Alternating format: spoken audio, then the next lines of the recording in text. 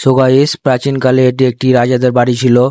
এটি একটি অনেক বড় বাড়ি ছিল, অনেক উঁচু ছিল।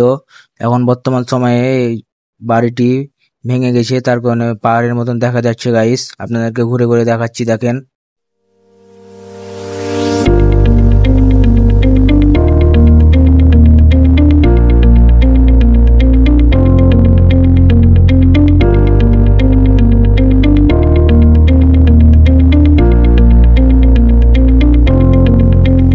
সো গাইস, জায়গাটি অনেক উঁচা, তার কারণে এখান থেকে রংপুরের অনেক বড় বড় উঁচু বিল্ডিং দেখা যায় এবং ভারতের বর্ডার দেখা যায়।